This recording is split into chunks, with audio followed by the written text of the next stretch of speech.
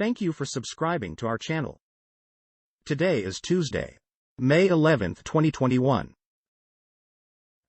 Deutsche Welle report. Jerusalem tensions. Tel Aviv hit with rocket fire from Gaza. Live updates. Israeli medics say a 50-year-old woman near Tel Aviv has died due to the rocket fire. A bus in the city Holon, near Tel Aviv, was also struck by a rocket, injuring 6 people. Another Israeli citizen was killed in this attack. A total of 4 Israeli citizens have now died in the latest round of conflict between Israel and Palestinian groups in Gaza. German Foreign Minister Heiko Maas defended Israel's response to rockets from Gaza in a statement. Fox report. Texas officials back George Floyd posthumous pardon for 2004 drug arrest. Houston. Top leaders in the Texas county where George Floyd grew up supported a resolution Tuesday calling for him to be posthumously pardoned for a 2004 drug arrest by a former Houston police officer now facing murder charges in a separate case. The 5 members of Harris County Commissioners Court unanimously approved the resolution in support of the pardon request, which was submitted last month to the Texas Board of Pardons and Paroles.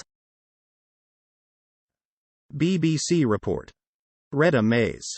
U.S. care worker given life for murdering patients. Reta Mays, who worked at the facility in West Virginia, was given a further 20 years for trying to kill another. She had already admitted at an earlier hearing to murdering the 7 by injecting them with insulin at the Lewis A. Johnson Medical Center. The judge described Mays, 46, as a monster of the worst kind. "You are the monster no one sees coming," U.S. District Judge Thomas S. Cleese said, adding that she would not be eligible for probation.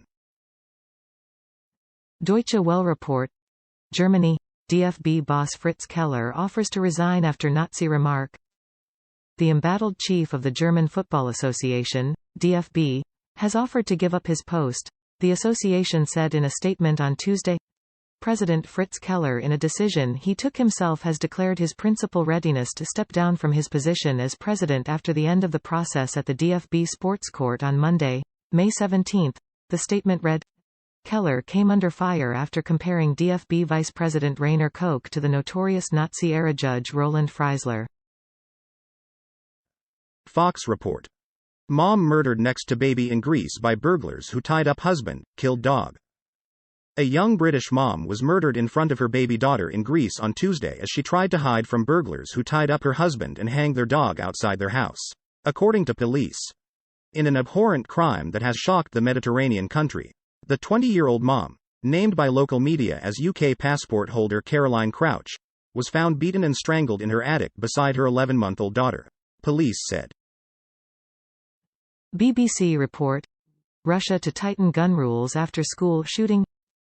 A 19-year-old, Ilnaz Galyaviev, was detained and he is the suspected shooter. 7 children and 2 adults were killed. Dozens more were wounded and some are in critical condition. A Russian MP says the weapon used was a semi-automatic shotgun, a type popular among hunters. Reports say Galyaviev had a license for it. The gun is relatively cheap in Russia, costing upwards of 20,000 rubles, £190, $280. Al Jazeera report. Andrew Yang nails Brooklyn house price query in NYC mayoral race. A home in Brooklyn for $100,000. Maybe 40 years ago. Sean Donovan and Ray McGuire, 2 of the candidates seeking to become New York City's next mayor, vastly underestimated the cost to buy a home in Brooklyn during recent interviews with the New York Times to weigh endorsements in the race. The public gaffes raise concerns around whether the candidates are in touch with everyday New Yorkers and whether they are qualified to address the city's affordable housing challenges. CNN report. Cannabis company growing weed in Colombia goes public in U.S. Most cannabis companies that list their stocks in the United States grow their products in indoor greenhouses, often in Canada. But a company named Flora Growth that went public on the Nasdaq on Tuesday is taking a different approach. Although headquartered in Toronto, its agricultural operations are in Colombia. And it cultivates cannabis the old-fashioned way, outdoors. Why? It's a lot cheaper. It costs Flora Growth just 6 cents to cultivate a gram of dry flower for medicinal-grade cannabis in Colombia, compared to about $1. CNN report. Meet Annalena Baerbock, the trampolinist giving Germany's Green Party a bounce in the race to succeed Angela Merkel. Cast an eye over the candidates hoping to succeed Angela Merkel as German chancellor. And one of the phrases most often used by political pundits describing the Green Party's nominee Annalena Baerbock is a breath of fresh air. Among a lineup of gray-haired middle-aged men vying for the top job, Baerbock, a 40-year-old former professional trampolinist, stands out. Baerbock is the Green Party's first-ever candidate for chancellor in September's momentous elections that will see Merkel step down after almost 16 years at the helm. Deutsche Welle report. Germany health minister expects youths to get COVID vaccines by summer. All of Germany's 12 to 15-year-olds could be offered at least one dose of a coronavirus vaccine by the end of their summer vacations, Health Minister Jens Spahn said Tuesday. The remarks come as officials anticipate the EU's Medicines Agency will soon license vaccinations for young teens. The European Medicines Agency, EMA, has said that today, if nothing unforeseen happens, at the end of May, beginning of June, the approval can be granted, he told public radio Deutschlandfunk. CNN report. Jeff Bezos' superyacht is so big it needs its own yacht. Today in ultra-billionaire news. Amazon founder Jeff Bezos has purchased a modest 100-foot schooner as he looks forward to a quieter life and hours of reflection on the open seas. Lol. Just kidding. The world's richest man is reportedly buying a boat. Though that word feels inappropriately sensible for the monstrosity going to Captain Bezos. A 417-foot superyacht that's so massive it has its own support yacht with a helipad. According to Bloomberg. CNN report. America's electric cars need lithium so badly it may wipe out this species. Fewer than 40 years after humans discovered Team's buckwheat, a Nevada plant with yellow flowers, they may drive it to extinction in pursuit of electric vehicles, a technology widely hailed as being environmentally friendly. Environmentalists say the benefits of Team's buckwheat could be vast, but its full significance is unknown. What's certain, they say, is that guarding Team's buckwheat is important for preserving biodiversity on Earth. Fox report. Kentucky police officers honored for fantastic job saving infant's life.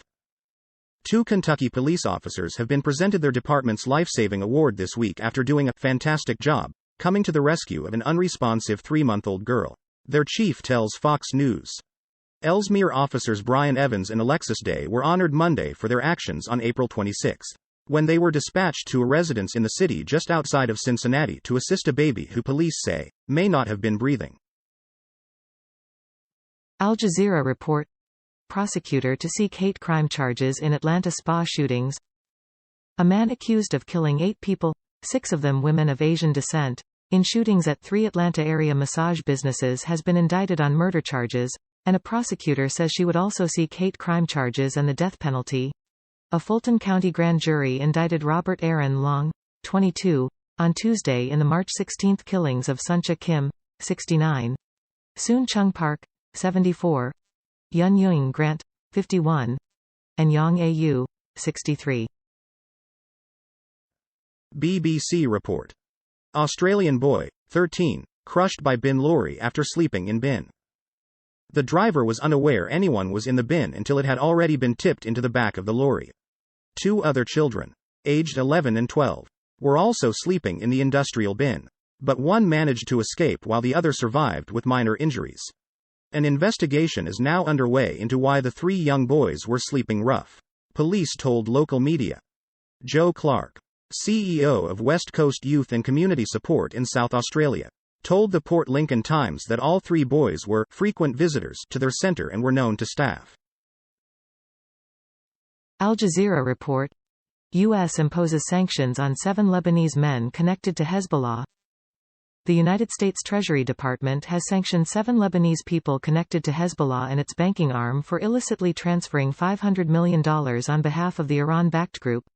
The U.S. Treasury on Tuesday named Ibrahim Ali Daher, the chief of Hezbollah's finance operation, and 6 other men who allegedly used personal accounts at Lebanese banks, including Jamal Trust Bank, to evade U.S. sanctions.